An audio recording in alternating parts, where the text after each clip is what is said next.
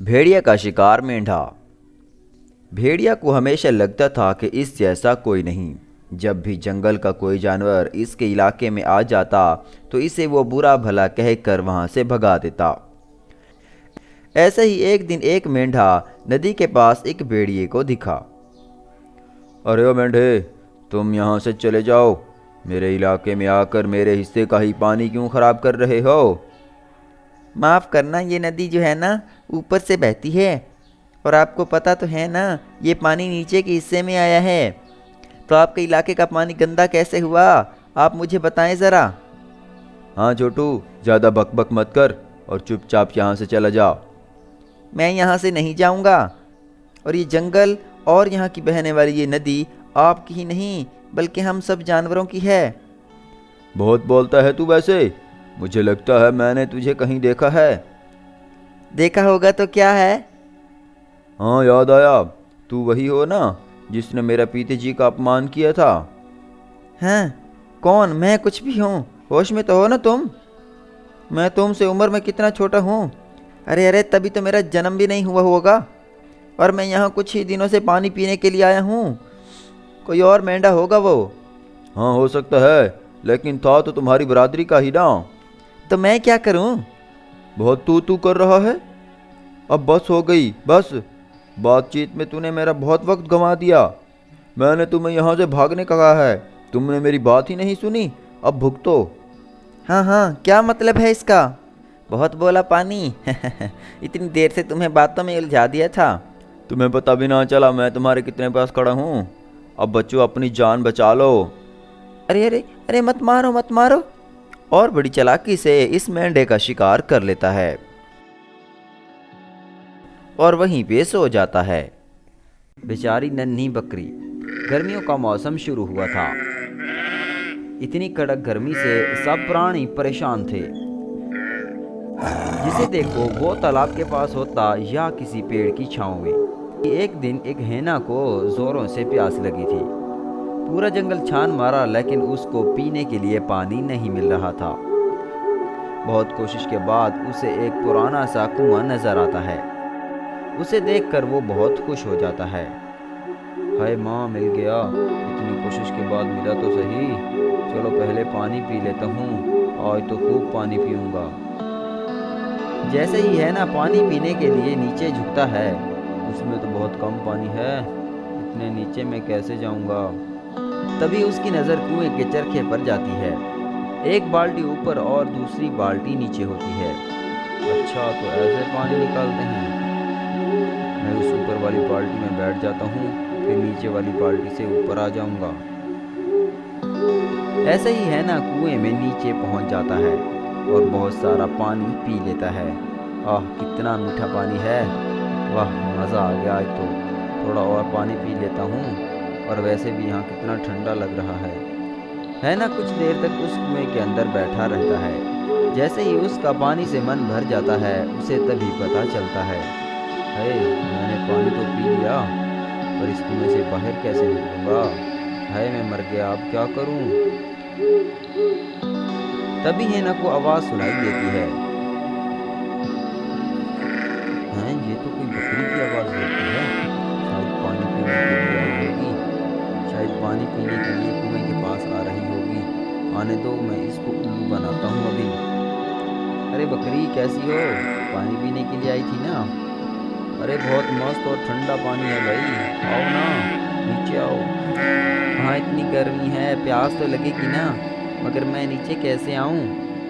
इसमें क्या मुश्किल है? वो देखो, ऊपर वाली बाल्टी है ना, उसमें बैठ जाओ, तुरंत नीचे आ जाओगी और मैं ऊपर आ जाऊंगा। और पानी पीने के बाद मुझे इशारा कर देना, मैं तुम्हें बाहर निकालने में तुम्हारी मदद कर दूंगा।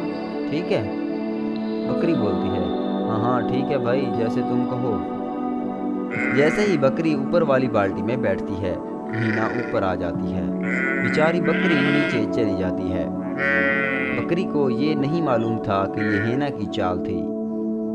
बेचारी बकरी नीचे से आवाज़ देती रहती है, कोई है, बचाओ मुझे, बचाओ। तो दोस्तों, इस कहानी से हमें ये सीख मिलती है कि दुनिया का असूल है कि जब तक काम है तेरा नाम है, वरना दूर से ही सलाम है। नागिन सौतेली माँ। ये कहानी शुरू होती है रिमलापुर नाम के एक गांव से, जिसके पास एक बहुत बड़ा जंगल भी था। इस बहुत बड़े जंगल में एक इच्छाधारी नागिन रहती थी। इच्छाधारी नागिन बहुत ही घमंडी और दुष्ट नागिन थी। नागिन अपनी शक्ति से किसी का भी रूप धारण कर लेती थी। हर समय नागिन अपना रूप बदलकर गांव-गांव घूमा करती थी, क्योंकि नागिन को गांव के लोगों के साथ रहना बहुत अच्छा लगता था। जंगल के पास बसे एक गांव में नेहा नाम की छोटी बच्ची अपनी सौतेली माँ के साथ रहती थी। इसकी सौतेली माँ उससे बहुत ज़्यादा प्यार करती थी, हर समय उसकी देखभाल करती रहती थी। नेहा का बाप बहुत बीमार हो चुका था और कुछ दिनों बाद नेहा के बाप की मौत हो जाती है और कुछ दिनों बाद उनके घर में गरीबी आ चुकी होती है। नेहा की माँ ये सब देखते हुए बहुत परेशान रहती थी।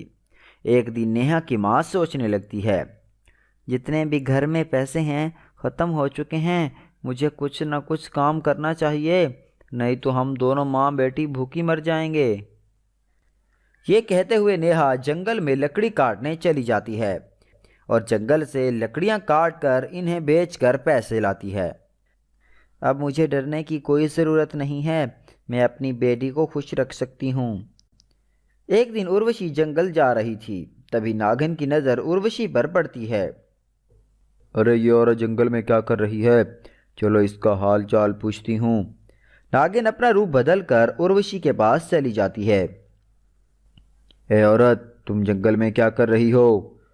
मैं लकड़ियाँ काटने के लिए आई हूँ। तुम्हारा पति किधर गया है जो तुम लकड़ियाँ काटने यहाँ चली आई हो? मेरे पति की मौत हो चुकी है, इसलिए मैं अपने परिवार के लिए काम करती हूँ। ये कहते हुए उर्वशी अपने घर चली जाती है।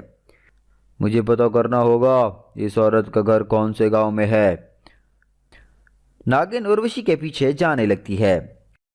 उर्वशी अपने घर के अंदर चली जाती है। नागिन ये देखते हुए जंगल को वापस चली जाती है। अगर मैं उर्वशी को कैद करके उसके घर चली जाऊं तो बहुत मज़ा आ जाएगा और साथ ही साथ गांव में रूप बदल कर रह सकती हूँ।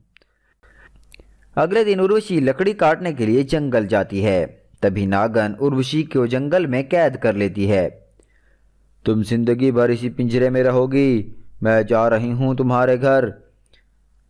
नागिन उर्वशी का रूप लेकर गांव चली जाती है और नागिन नेहा को देखकर गुस्सा हो जाती है। मैं सोच रही थी इस घर में अकेली रहूंगी, लेकिन इस औरत की एक बेटी भी है। माँ, मुझे भूख लगी है, खाना खिला दो। नेहा की बातें सुनकर नागिन को और ज़्यादा गुस्सा आने लगता है। तुम अपने हाथ से खाना खा लो, मैं नहीं खिला सकती। अपनी माँ को गुस्सा देखकर वो वहाँ से चली जाती है। सुबह होते ही नेहा खेलने के लिए जा रही होती है। तभी नागिन वहाँ आ जाती है। तुम किधर जा रही हो? माँ, मैं खेलने जा रही थी। तुम खेलने जाओगी तो घर का काम कौन करेगा? नागिन नेहा को बहुत डांटती है। तभी उसी रास्ते से एक सपेरा जा रहा होता है। उसकी नज़र उस औरत पर पड़ती है। सपेरा उस औरत को देखकर समझ जाता है, ये एक इच्छाधारी नागिन है यार। सपेरा अपनी बांसुरी से धुन बजाने लगता है। तभी नागिन अपने असली रूप में आ जाती है। सपेरा तभी नागिन को कैद कर लेता है। नागिन के कैद होते ही उर्वशी पिंजरे से आज़ाद हो जाती है। सपेरा नागिन को लेकर वहाँ से चला जाता है। उर्वशी अपनी बेटी के साथ हंसी खुशी रहने लग जाती है।